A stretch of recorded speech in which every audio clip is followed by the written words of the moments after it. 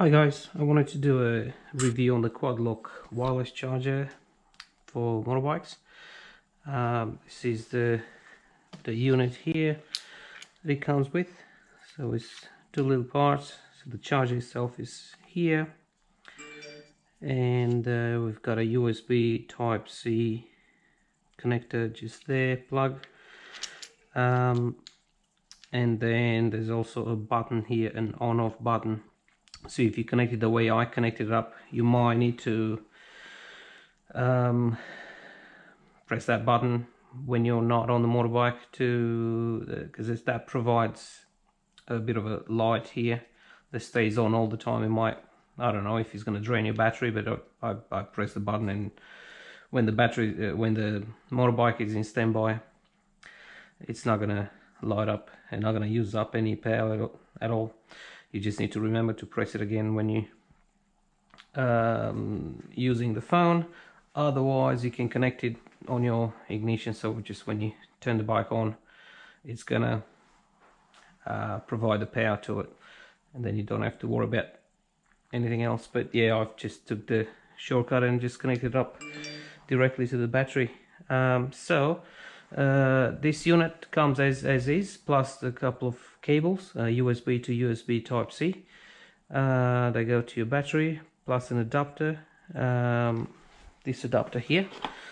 So all I've got, I think it's SAE, I think it's called this type of, sorry, just this type of connector. You're probably familiar with this. So that can connect it straight to the battery, positive and negative. And then inside here there's a fuse. You can connect it obviously to a 12, it looks like a 24-volt battery as well, if not that motorbikes run 24-volt batteries, but output on 5-volt gives you 2 amp, which is pretty fast charge.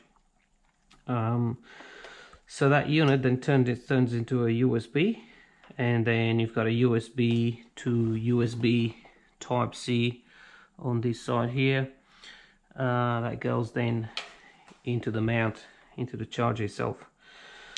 So pretty straightforward setup, connection. I'll get back to the unit here.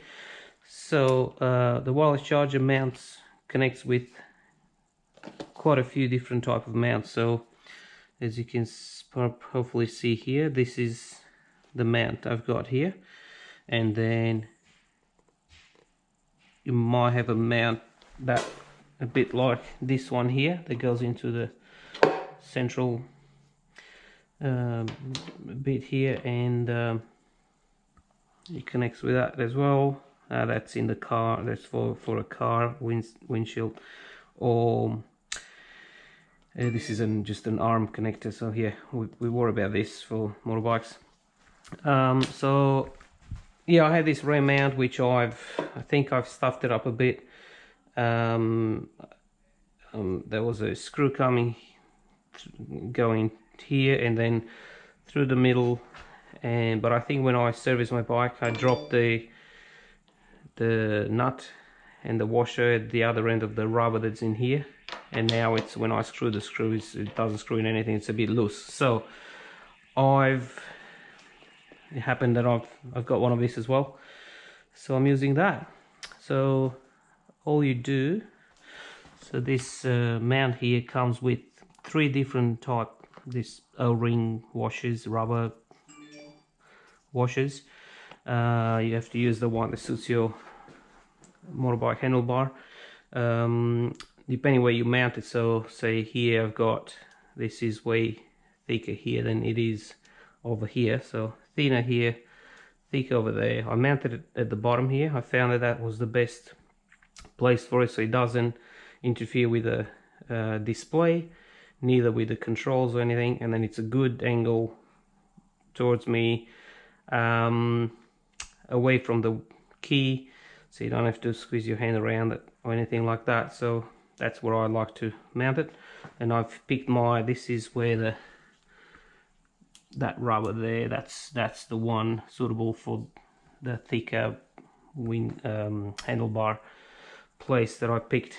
So all you do is with that mount, you have to unscrew this screw and then bolt, and then this charger goes in its place. So that's what I've got here right now. So I've just got the mount here, and then that goes, the charger goes here. Just find it so it's quite straight, and then screw it in place, not too tight, you don't want to break that. So I stopped as soon as I felt pressure, and then just manually, that's it. So it's nice and sturdy. Now the cable itself, running the cable. Initially I had the cable running on the right hand side of the bike. I'm just going to try and go around a bit. So I had the cable going from here underneath. I pulled it, I managed to pull it out through here, and then from here feed it through here just on the side of the bike, and then I had it just coming up around here. But what I've noticed is when you're riding, the right hand side of the bike seems to get way hotter than the left hand side. So as much as I try to stay away from the heat, I found that it was, after a good ride, quite a few things around here were getting quite hot, and I struggled to find a perfect spot for it so it doesn't, the cable itself doesn't get too hot, doesn't melt. So I've just decided to actually lift up the tank and find a different spot for it. So this is what I've ended up doing. So don't be scared if you haven't lifted your tank yet. Maybe it's the time to do it now if you're getting your bike serviced somewhere. But I service my own bike, so I'm quite used to lifting up the tank. So there's two screws here. This is a Triumph Street Triple R 2013 model. So your bike will be slightly different but pretty similar. So then I lift the tank up. So I've looked around and I found this is nothing, it's hot here at all on the left hand side. So I've connected up that connector, so I ran the cable past the battery underneath the tank. Just find a nice a place where it doesn't get strangulated, doesn't get squashed or anything like that. So I just ran around here. This is a point here where the tank rests on. So we've got this part here will eventually end up sitting on this bit here, so you don't want to run the cable over that or the tank will squash the cable. So check your bike, obviously find your best spot that works for you. And then I ran it past the frame through here. Again, this wasn't hot, this is just where the intake comes. And then I found this, I've got this plastic cover here where other cables are coming through, so that I found that was a perfect spot for me to get the cable back out through. And then once out, which I need a bit more slack, and just fit it through. I'll be right next to the other cables here, will be pretty much invisible to the eye. I might just come through, might just come with it through here a little bit more.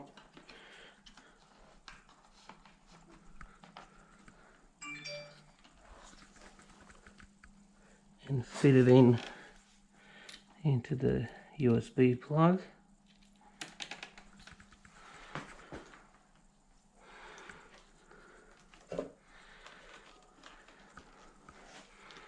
so it's not really visible, just about from the top, which means away from sun, away from weather. And then fit it back down here. So what you need to account for is the bike, the turning, to turn it all the way to the right and left, and make sure this cable doesn't stretch. It has enough slack so you don't damage the cable. So that's just perfect for me now. Here it is. So then you just feed the tank back into place. Make sure when you see the tank, you just do it slowly and check that the cable is not getting caught anywhere at all.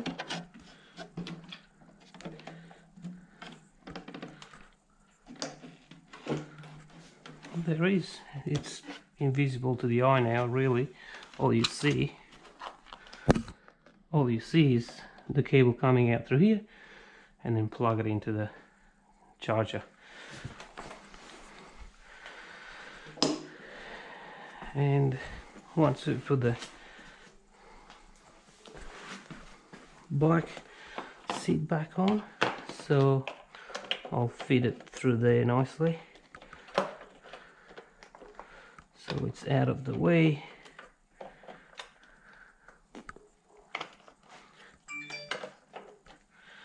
And then put the seat back on, and here we are.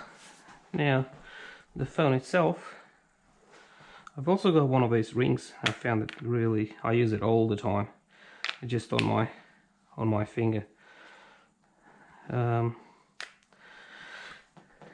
So as I mentioned before, there's a button right here to turn it on.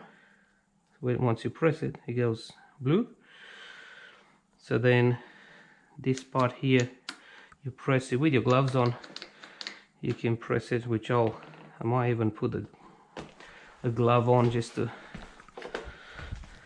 show how easy I found it is to put your phone on for charging.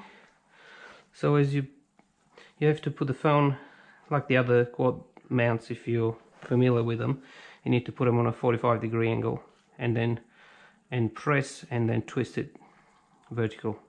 So here we go, it's locked in place now and it's charging. And then again, press down with your fingers down and twist the phone, release. When it's charged. Personal question. Okay.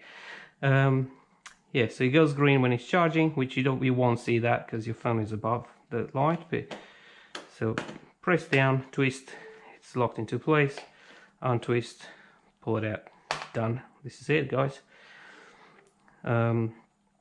It's rated IP66, which means it can rain on it and you can't submerge it in the water, but it's weather resistant enough so it doesn't get damaged. So I've used it for a couple of weeks, maybe 3 weeks. Went for a few rides, and it's really stable, and yeah, the phone is just charging the whole time. So really good. Maybe a little bit expensive,